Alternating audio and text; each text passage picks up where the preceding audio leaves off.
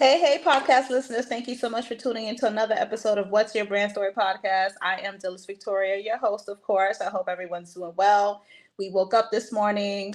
I feel grateful for waking up. As I said in the other episode, I was listening to a TikToker the other day talk about affirmations and those two words, I am. And the way he stated it is when you say I am isn't really getting into the feeling of the manifestation of what you're affirming, but if you say, I feel grateful or I feel abundant or I feel powerful, then it's getting into the feeling. So I am empowering everyone and I challenge you when you wake up tomorrow morning, just don't say, I am grateful. I want you to feel gratitude within yourself.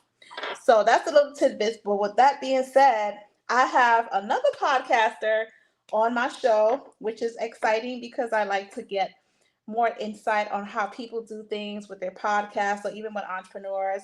And so I have the amazing New York in the house, Twist Johnson. Thank you so much for joining me today. I appreciate you, brother. Thank you. Thank you for having me. Hello, everybody, and it's a pleasure to be here today. I'm sorry if I'm a little sideways. Just navigate with me. I'm had to actually move from my setup because I have some stuff going on. But glad to be here. What's up, sister? Nothing much. All is well. Gratitude, like I said. So, can you tell everyone who you are and what you do, as Yes, well yes. as um, I would like for you to define for me what you feel a brand story is. Okay. So my name is Tyreek Johnson. I go by Twist Johnson on air. I'm from Manhattan, New York, Harlem to be exact. Whoop, Hey, New whoop. York in the building. So my podcast is called Let's Talk About It.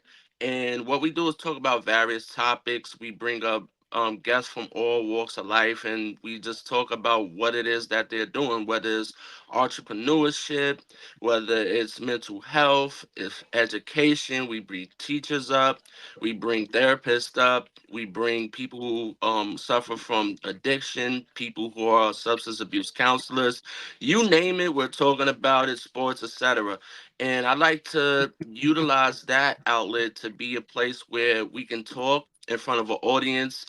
I don't expect everyone to resonate, but it's relatable to someone out there. So that's what that platform is about. I've ran a few other platforms in the past, so this is not like something new to me. This is just a walk in the park on a sunny day for me. Um, did you want me to say what did I feel like a story was? I'm sorry, what was the that's one? What is your definition of a brand story? So the that's actually the terminology is new to me, but for me I think a brand story is something that is an idea that you can turn into a vision, and not just a vision but have execution behind it. It's to start something and make sure that like your personality also is reflected inside of that brand. I feel like anyone can create a brand, but not everyone can execute how it's going to look to the public eye. But it has to be for self first. Absolutely. Agreed. 100%. That was just like the most eloquent definition of a brand story that I've ever heard. And I don't even I've never heard the terminology, but when I'm thinking about a brand story, it's like everyone likes the story of like how did you get here? The struggle Exactly. story. Not just, you know how we see in music videos from today versus yesteryear. In a Yes. music video you'll see, Albie Shaw on the roof or Right. Neo, with the hat on. And then like in Yes. today's age, it's like they're starting from the top. They're in mansions, they're in Lamborghinis, they're in um what's that, Bugattis. And it's like, okay, so how did you get here? Like you see Exactly. the brand, but you didn't start from here. So that's what I'm thinking about when you ask that question. Absolutely. And that's absolutely correct. And that's what I do as a brand story transformation expert. I help entrepreneurs pull out that story from how they started their journey. What was the experience like? What were they feeling at the time when they were like, oh shit, this is what I'm supposed to be doing? And how has their brand journey and the product that they're utilizing or creating and the service that they're creating, how's that transformed their own life and what's the benefits they get out of their business? so that Mhm. it kind of like is being embodied. So when a person's working with them, they know that they're good at what they do because they walk the walk and talk the talk. They're just not selling a product or a service, but they're actually utilizing it as well. And the analogy that I give is, I don't know if you remember Hair Club for Men back in the day, that commercial when I've he heard was about it. like, Yes, Kid Club for Men. so you remember, you remember at the end when he was like, I'm not only the president, but I'm also a client. Yes, I do recall it. Yes. Right. So he's telling his brand story like in that way where, I was, my hair was falling out and I came up with this concept to help men and I called it Hair Club for Men. And then he did a side by side with him balding and then here with him with the full head of hair. That was his brand Right. story. Right. Absolutely. Like we're talking about it more, I can see like what the vision is. So it's like just going back and just like having that story that's going to inspire someone. Right. That's what it Absolutely. seems like. Yep. I love that. Absolutely. Yeah, for sure. So how did you get into podcasting? Well, it was something that now that we call it podcasting, but it was things like I've always liked to be in front of the camera. I've always liked to interact with strangers. I feel like we're all relatable. We all have some type of relation in the world if we talking religiously, but just in the human eye, I'm comfortable in front of someone. I feel like as long as you have a voice, you can actually inspire someone to do something in their life. It's not for everybody, but it's for someone. When I was younger, I had a YouTube page. I was actually on the blogs. This one blogging was actually the popular thing to do. And I had a YouTube page. It's probably not up anymore. Then I also had a show called The Kickback. It was Mm-hmm. on lower streaming apps. It was like an underground show. So it was kind of like the same of what Let's Talk About It is, but it was like a kickback where it's just like more smoking weed, having a little drink, and just shooting the gift, talking shit, just having a good time. And it was more theme based. Where this one is not theme based, it's not season based, it's just variety. Whoever comes up, that's what we do. Um what made me get into it other than just being in front of the camera is that like I just love um I love conversations that Mm-hmm. are that has substance. Of I love course. education. I love learning, but I also love the bullshit. I love to laugh. So I feel Same. like for podcasting is that like everyone has a platform that gears and just like caters to like a certain area. You have podcaster for sports, podcaster for relationships, life coaches, Mm-hmm. um, just memes, conspiracy theories. You name it, it's out there. And I feel like everyone should utilize their voices. Everyone should have conversations. The way social media is set up right now, I just wanted to be inside of the conversation and Mm-hmm. just be able to have this platform where, I could talk to individuals who have mindsets like mine, who wants to get education, who's curious, who wants to learn a thing or two about a thing or two from an older person or a younger person. So that's why I decided that I wanted to do podcasting. That's what's up. So it's pretty much something about education and information, and it sounds like you are forever a student, always wanting Yes. to learn and grow. And I feel the same way too because I'm always in the process of learning different things. It don't matter what it is. I used to Right. watch National Geographics all the time. There was a show called Taboo, and with Taboo, I was able to like learn so many things about different cultures, languages, the way people did stuff, and things like that. So it was really fun. So I'm Yeah. an avid learner as well. I watch National Geographics. I watch the History Channel still. I'm always watching like other podcasts that they follow like conspiracy theories or they talk about like mathematics, science. Yeah, I'm a hood nerd in my own little right. So, I'm always trying to, just stretch my mind and strengthen my brain, grow them brain muscles and stuff like Right. that. hmm Exactly. I understand that. So, what would you say as a podcaster is one of the things that you like love the most about what you do? just the opportunity to meet with people that come from different walks of life, who come from different countries, come from Mhm. different cities, different states. There's different terminologies. There's different struggles for every area. You know, like we're from New York. Mhm. I could be talking to someone from Chicago. Then the next day I could be talking to someone from Australia, Right. and our struggles might be similar if we come from the poverty spectrum, but it also differs. And when it comes to like the governments and the policies and the procedures and the things that go on inside their communities and their societies, and also with relationships or with just how the mind thinks on itself, is that you could get other perspectives. You can Yep. get other ways. You don't have to agree, but you can Mhm. respect someone else's standpoint. So I Right. feel like that's very important, and that's something that I enjoy a lot. And I also enjoy just getting into controversial conversations, things that we might differ. Culture, that's always a controversial conversation. Um, how Mhm. we handle finances, relationships. These are conversations that there's no right, there's no wrong, but there's definitely opinions. It's always opinion based. There's not proven facts that could tell you how to navigate and how to actually have a substantial and fulfilled relationship in the correct way. There's no right or wrong way to argue a conspiracy theory, and there's no right or wrong way just to talk about what it is to be human. It's philosophical, and it's up to like us in theory to educate each other, but with opinionated, educated, estimated guesses. Not something you could say, this is facts and this is what's going on. The only thing's facts is that we're living and we're breathing in those areas that I was just saying. So that's what I enjoy about podcasting. What do you think sets you apart from other podcasters? What is that unique quality that you offer? Um, to be honest, this might sound a little off, but I feel like it's nothing. I feel like it's nothing.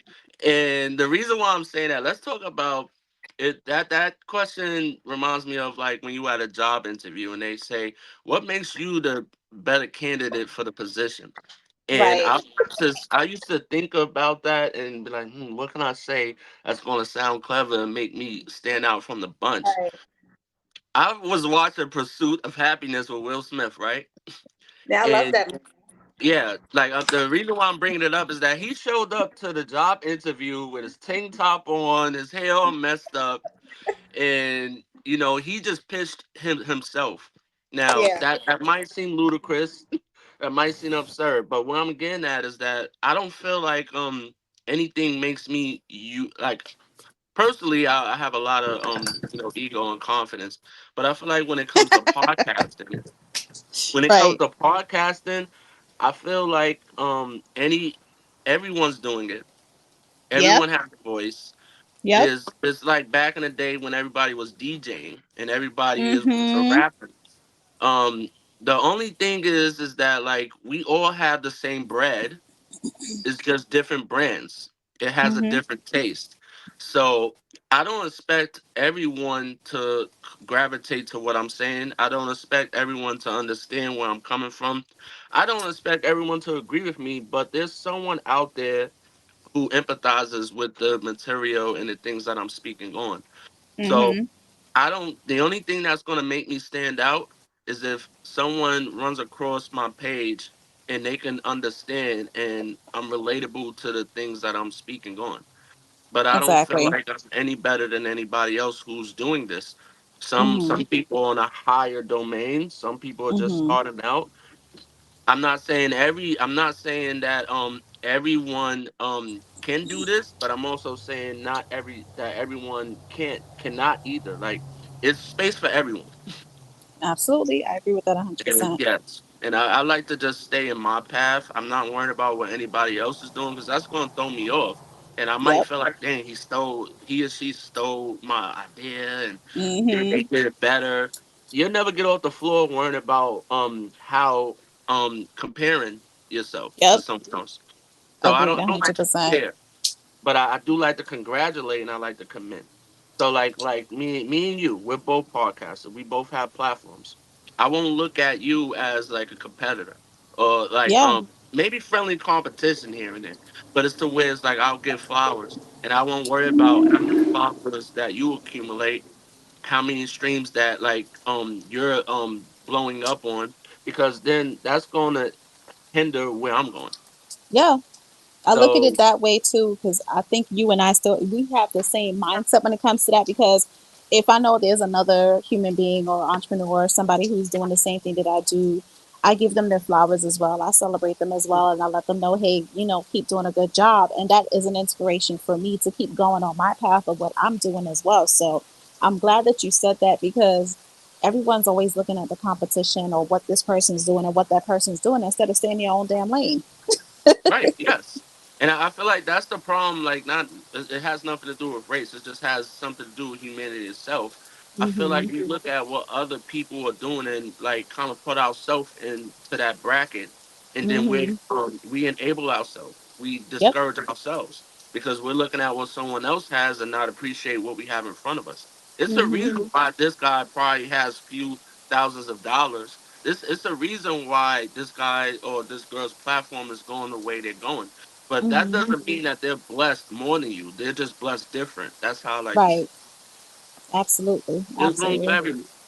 Yeah, there is room for everybody. I say that too. I feel like there's enough opportunities to go around, and where opportunities are concerned, you create your opportunities for yourself as well. Because I'm a firm believer in that. I remember when I used to live in New York and I wanted to do speaking, and because I didn't have the experience or this, the next, and the other, so I created my own damn speaking platform. Mhm. Absolutely. Be- because it was I just like suck at fun. speaking. Speaking. Yes. So for me, it was just like, yo, if you don't want to hire me, I'm gonna hire my damn self. I'm gonna do it my damn self, and that's what I did. That's facts. I was talking to a Yeah, author the other day and I asked her, I said, hey, um, everyone could write a book, but should everyone write a book? And she said no. She said it's true. no. And she said the reason why is because not everything needs to be put out in the universe. Not Mhm. everything needs to be on public display. Just because you feel Mhm. like you have a story to tell doesn't mean you should tell the story. Now, Mhm. I'm not saying I fully agree with that, but I know nothing about the book world. But if we're familiar, we're talking to the urban society, the black community, we've all saw the best man. And we all saw Mhm. what he did when he wrote the book. And then his Mhm. man's found out that he was having sex with his girl who became his wife. Mhm. But Mhm. bringing it back as to where I agree with that concept is that like once a book or once material is out there, especially in podcasting and stuff, you can't take it back because it's Nope. somewhere. Mhm. And let's hope, God forbid, it doesn't go viral in the wrong way. But Right. so to where is that like it's going back to where I said that it's room for everyone. But Mhm. also when it comes to podcasting, when it comes to like just being uh what do we call ourselves, content creators, examples, liaisons, whatever you want to call it, you got to make sure that the things that you put out into the universe, you're comfortable with Yeah. how it's going to resonate. Right. Exactly. Agreed 100% with that. Yeah. Hmm. I'm actually a four-time self-published author, Love it. and actually I'm in the process of writing book number 5. Mhm. Let me ask you So this. what's Um, up? what do you think about ghostwriters in the book world?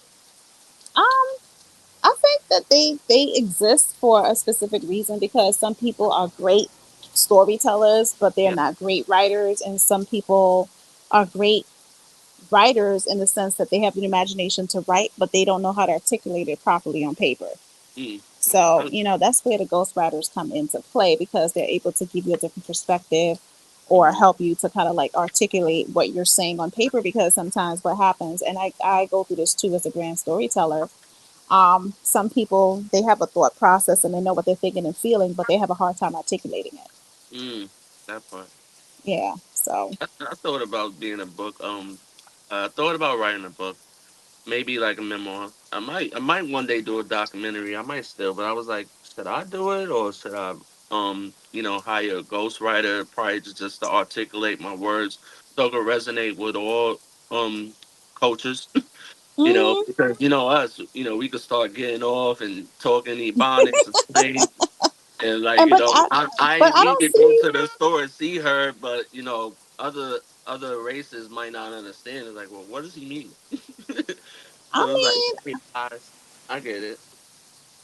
I think it's just being your authentic self, and it really doesn't matter however you want to create the book. It's I agree. based on you. It's your uniqueness, and it's what makes your the quality of whatever it is that you're writing, and it's Hmm. based on your story and your experience. So, however you want to write it, that's however you want to write it. It will reach whoever it's supposed to reach, and the message will go through. They'll understand it fully because you're resonating, and you're probably speaking another person's language. Right. Well, I was thinking about like I wouldn't write about a serious topic, but maybe serious. Like I watched some Tubi movies lately, and I looked at some stuff on the outside world. So I was thinking like maybe I should write like a thriller type drama, Yeah, suspense type of book. Like let it come out as a book first, and then maybe it be picked up as a movie. Who yeah. knows? You never know. Right, I probably Sky's won't the do it. limit. So the concept I was thinking about was like, and I was gonna pitch it to a Tubi person I actually like follow, and she actually speaks sometimes, a good sister. So I was thinking like maybe having like, yeah, a typical situation, but like a mix to where, there's this guy and this lady who like they get together and the woman can't conceive, so what they did, they found a surrogate mother, and Mm-hmm. the surrogate mother decides that no, they actually give the baby to the people, but Mm-hmm. the mother who adopted the child no longer wants to be a part of the child's life.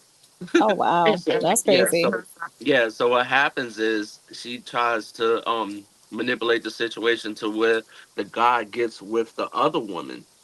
Mm-hmm. So she kind of breaks up with him and says, I don't want to do it. I don't feel connected to the child. And then, the guy goes through his emotions, and then he winds up running into the actual mother again, and then they get together. And the next thing you know, the other person probably went to date again, didn't work out, runs back into him, and then wants him back. But now they're getting married and stuff, and then that's where the killing and the thriller stuff starts to come in. So that was the idea was coming, but Okay, it was just something I was playing with. I like to play with things in that way. I get you. I understand it completely. That's Hmm. what's up. That's some good stuff right there. That's some good So shit. But it is some good shit, as I was talking about, I'm like, I'll see that movie. I don't know the budget. It probably right? was not even on Tubi. Probably like YouTube Shorts. I mean, it could just be a whole production. Like Issa Rae started out on YouTube, and look what she ended up on. What is it? Insecure on Netflix or whatever. So Right, you never know. Sky's right. the limit. I love that show. I love that show. Hmm. Yeah, I she's. watched little pieces, bits and pieces here and there of the show. I need to go back and watch it all over again because Oh it yeah, you need really to go watch that. That it didn't show grasp Insecure. my I've attention like downplayed it. that. Yes, I mean I've downplayed it, but I definitely binge watched it, and it's Hmm. definitely a good watch. It definitely could resonate with like the culture, and I don't mean to keep going back because I love everyone, but like it resonates with us and like the struggles Yeah. we go through in relationships, and people of color, and like the stereotypes and the things that we go through, and she kind of Hmm. spins it to be like in a more human aspect. So I think Right. it's a great watch, All right. I'll especially go back black and women. go Yes. watch it. I'll go back and Mhm. watch it and see what it's about. Oh yeah, So you need to watch that. Hmm. but thank you so much for coming on my podcast. I appreciate you, brother. I hope that you are successful in all the things that you do. And can you tell everyone where to find your podcast so they can go ahead and just subscribe and tune in and do all the things? Yes. On you can find me on Spotify. Let's talk about it with Twist Johnson, and that's distributed to every other platform. You can Mm-hmm. also find me on Instagram at Twist Johnson underscope. That's TWISTJOHNSON underscope. Or you can follow short clips at Let's underscope Talk 2025, or find me on Facebook at Talk About It. So it was a pleasure to be here, and I would definitely hope that I could visit in another way or Yeah, with the people, of course. Yeah, but for thank you. sure. It's definitely a breath of fresh air. I'm happy about it. Okay, good. All right, so podcast listeners, thank you so much for tuning in for another episode. I told you this brother's going to drop some gems. He dropped some gems, so make sure that you follow him, be in contact with him if you want to be a guest on his podcast. It's called Let's Talk About It, and he's talking about all things life, which is a great thing to do because it's a good way to learn so many different things, and you got to be open to learning. Always be a student, never a master. So, Dills Victoria here, your brand of What's Your Brand Story, your host of What's Your Brand Story, and till next time, talk to you guys again.